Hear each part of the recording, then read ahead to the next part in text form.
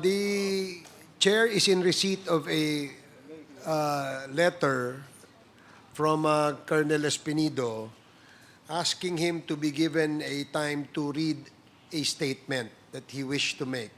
So we will give you 5 minutes, Colonel Espinido. You may read the statement that you prepared. Thank you, Mr. Chair. In the book of Luke 3:14, Lucas 3:14, New International Version, I quote, "Then some soldiers asked him, 'And what should we do?' He replied, 'Don't extort money and don't accuse people falsely. Be content with your pay.'" In Tagalog translation, may mga sundalo ring nagtanong sa kanya, "Kami naman po, ano ang dapat naming gawin?" At sinagot niya sila, "Huwag kayong mangingikil sa mga tao at huwag kayong magpaparatang ng hindi totoo. Makontento kayo sa mga sahod ninyo." Magandang hapon po sa lahat. Nais ko pong linawin ang aking naging pahayag sa Quad Committee kung saan sinabi ko na ang PNP ang pinakamalaking sindikato ng krimen sa ating bansa. Dapat ipaliwanag ang pagkakaiba sa pagitan ng PNP bilang isang institusyon at ng mga eskalawag sa loob ng PNP. I repeatedly expound in my last Quad Committee hearing. Mahal ko ang PNP. I love the PNP organization na aking pinagsilbihan sa loob ng 28 taon, 28 years. Kaya't nagpakasakripisyo ako. Ang aking serbisyo sa organisasyon ay ang kabuhayan ng aking pamilya. Humingi ako ng paumanhin kung ang aking pahayag noong ika-28 ng August 2024 ay nagdulot ng kontrobersiya dahil sa maling interpretasyon.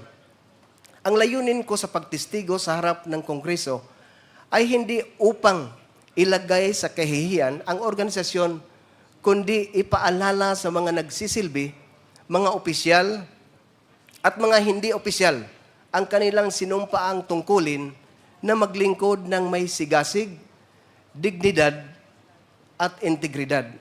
Humingi din ako ng paumanhin sa mga opisyal na nagsilbi ng may sigasig at pagmamahal sa mga retiradong empleyado ng PNP na nagkaroon ng lakas ng loob na magsalita para sa tama at sa kanilang mga pamilya. Nais kong bigyang diin na hindi ko kailanman intensyon na magduda o magdulot ng pinsala sa dangal ng Philippine National Police. Bilang isang organisasyon, lalo na't ako'y nagsisikap na mamuhay ayon sa mga marangal na prinsipyo na kanilang kinakatawan. Ayon sa aking paglilinaw, sa panahon ng aking pagtistigo sa nasabing pagdinig, ang tinutukoy ko ay ang mga kasapi nito na nag-abuso sa kanilang autoridad at impluwensya sa anyo ng papapatupad ng batas na nagdigdigay daan sa patuloy na paglaganap ng droga sa bansa na humahadlang sa pag-unlad ng ating bansa at sumisira sa tiwala ng publiko sa atin, mga nakasuot ng uniforme. Nang buong katapatan, hindi ko layunin akusahan ang mismong institusyon bilang isang sindikato, kundi ang mga aktibong miyembro nito na pinili ang ilagay ang institusyon sa masamang liwanag. Sila ang kumikita sa pamamagitan ng pagprotekta sa interes ng mga kriminal, imbis na ipagtanggol at protektahan ang bansa at ang ating mamamayan na dapat nating paglingkuran at protektahan. Sila ang bumubuo ng sindikato sa loob ng PNP. 4 lang na halimbawa ko sa lahat na ang member ng PNP na magsasabi ako nandyan ang pinakamalaking organisasyon ng criminal groups. Number 1, 2013, sino ang involved na nangyari ang Ninja Cups? PNP. Even the PNP itself is the one. Kung natandaan natin yan, ang Ninja Cups, saan yun galing?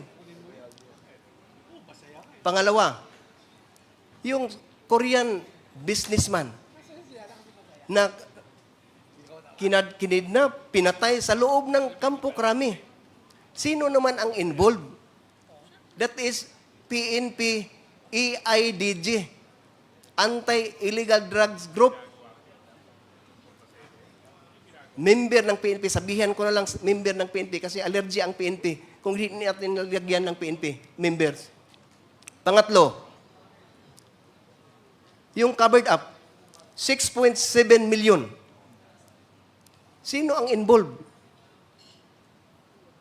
Ang PNP, pidig na naman. Member. Pang-apat, hindi lang tagal, nagsalita ako dito 28 ng August, pagka 29, may robbery hold up na nangyari. Sino naman ang involved? Alam naman natin mga kapulisan na sa atin ang problema. Hindi sa civilian, hindi sa politiko. I do believe that because ang lahat ng assignment ko, hindi ko kaibigan ang mayor. Pero makita mo ang trabaho ng isang totoong kawal o isang totoong pulis. Hindi naman nagmamayabang mga kasama ko. Ang problema sa atin, kung magtrabaho tayo ng totoo, sabihan na hambugiro, nagpapasip-sip. Saan tayo magpunta ang pulis? In Hebrews 13, verses 5 to 6, nagsasabi dito, iwasan nyo ang pagiging sakim sa salapi. Maging kontento kayo sa anumang nasa inyo, sapagkat sinabi ng Diyos, hindi ko kayo iiwan o pababayaan man. Verse 6, kaya buong pagtitiwalang masasabi natin, ang Panginoon ang tumutulong sa akin, kaya hindi ako matatakot. Ano ang magagawa ng tao laban sa akin? Lubos kong naunawaan ang saloobin at pagkabigo ng aking mga kapwa PNP na opisyal at membro, at ako'y taos-pusong humihingi ng tawad. Umaasa ako sa institusyon na tingnan ang aking pananaw sa mabuting paraan at kumilos ng masigasig laban sa mga kriminal na elemento sa loob ng organisasyon. Hinamon ko ang aking mga kapwa na kasuot ng uniforme na magkaisa at gamitin ang pagkakataong ito upang tukuyin ang mga gumagamit sa ating mahal na organisasyon para sa kanilang sariling kapakinabangan, sa kapinsalaan ng buhay ng mga Pilipino, lalo na ang mga nasalaylayan ng lipunan, at alisin sila mula sa PNP ng tuluyan. Ilang linggo na lang bago ang aking pagreretiro, sa kalooban ng Diyos, if God's will, ako'y nanalangin na maalala bilang pinakamalaking tagapag-ambag sa pagbabago, pag-alis ng mansa sa imahe, at sa pagbabalik ng kaluwalhatian at dangal ng PNP. I say to this, pro-God government with God-fearing PNP.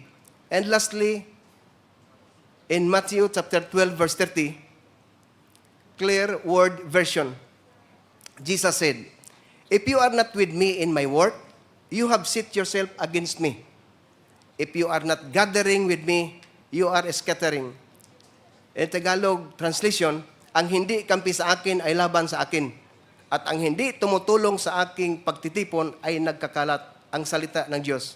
1 John chapter 1 verse 8. If we claim to be without sin, we deceive ourselves and the truth is not in us.